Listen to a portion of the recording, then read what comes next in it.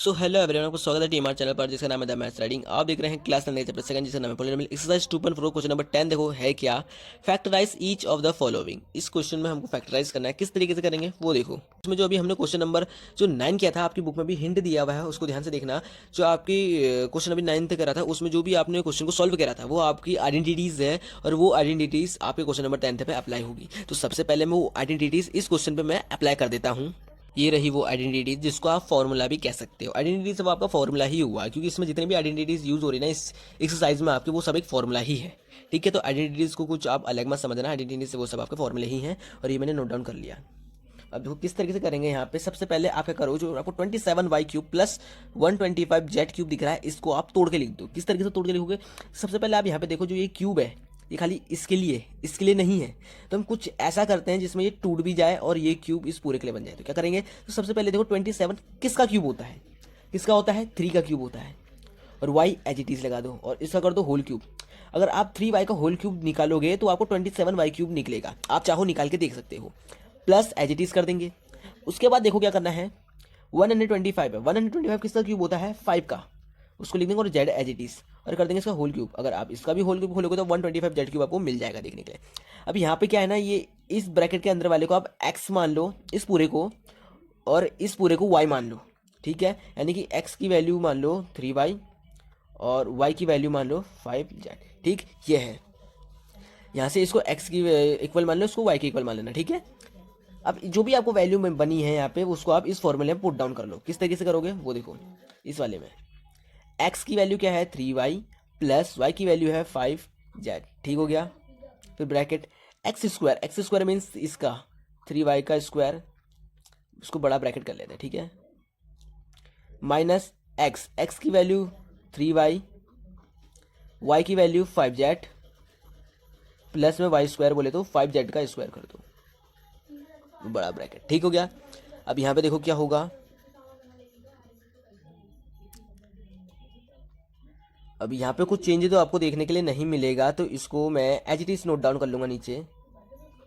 तो अब आप क्या करो, अब अंदर वाला सॉल्व हो सकता है। देखो किस तरीके से होगा, 3y का स्क्वायर क्या होता है 3 3 9, और y का स्क्वायर y स्क्वायर। ठीक, तो 9y स्क्वायर हो गया 3y का। ठीक, माइनस एज इट इज 3 को 5 से मल्टीप्लाई करेगा, 3 5 जा 15 y z as it is, plus 5 का स्क्वायर क्या होता है 25 जेड स्क्वायर। ठीक, और ये हो गया आपका आंसर। बस इसमें इतना ही सॉल्व करना है, क्योंकि यहाँ पे और कुछ होगा नहीं, और यहाँ पे और कुछ चेंजेस देखने को नहीं मिलेगा, यानी कि ये आपका इतने में ही हो जाएगा स्टॉप। ठीक, ये हो गया आपका आंसर। सेकंड क्वेश्चन देखो क्या है, और उसमें भी जो आपने क्वेश्चन नंबर 9 करा था, इसमें भी वही आइडेंटिटीज यूज होगी। फिर फर्क इतना है कि यहाँ पे माइनस है तो वहाँ पे माइनस वाली आइडेंटिटी यूज होगी, वहाँ पे प्लस था तो इसलिए वहाँ पे प्लस वाली आइडेंटिटी यूज हुई। तो सबसे पहले मैं इसकी माइनस वाली आइडेंटिटी लिख लेता हूँ क्वेश्चन नंबर 9 में से। देखो मैंने इसकी आइडेंटिटी लिख ली। अब यहाँ पे सबसे पहले क्या करो, जो आपको ये और इसको है आप तोड़ के लिखो इसको सॉल्व आउट करने के लिए। तो 64 का क्यूब क्या होता है 4m हो जाएगा। ठीक, 64 का क्यूब क्या होता है 4, और इससे कर लेंगे क्यूब, इसको खोलोगे तो आपको इतना मिलेगा। माइनस 343 का क्यूब क्या होता है 7n होल क्यूब कर लेंगे। और जिन भी बच्चों को ये नहीं पता कि क्यूब कैसे खोलते थे, मैं उनको मैं साइड में बता दे रहा हूँ। जैसे मान लो 64 है, ठीक, आपको नहीं पता है कि इसका क्यूब क्या होता है, तो आप यहाँ पे इसका HCF ले लो। तो क्या हो जाएगा यहाँ पे, सबसे पहले देखो तो क्या होगा यहाँ पे 64 का HCF क्या होगा सबसे 2। ठीक, क्या हो जाएगा 2 3 6 2 2 4। ठीक, फिर करेंगे इसको, एक आंसर इसमें दे दे 2 हो गया, 2 1 जा 2, एक आंसर इसमें ये हो गया 12, 2 6 जा 12, फिर 2 से जाएगा 2 8 जा 16, फिर 2 से जाएगा 2 4 जाए, इधर 2 जा 4, फिर इधर 2 1 जा 2। अब यहाँ पे देख लो कितने सारे 2 मिल गए। यहाँ पे तो क्यूब नहीं बन रहा 2 का, लेकिन यहाँ पे तो क्या बन रहा था 4 का क्यूब। तो यहाँ पे कैसे बन जाएगा, देखो इनका पेयर बना लो, 2 2 का, 1 2 3। ठीक, ये भी कर लो, इसको इससे पहले करो 2 2 जा 4, इसको 2 भी 4, और इसका 2 2 जा 4।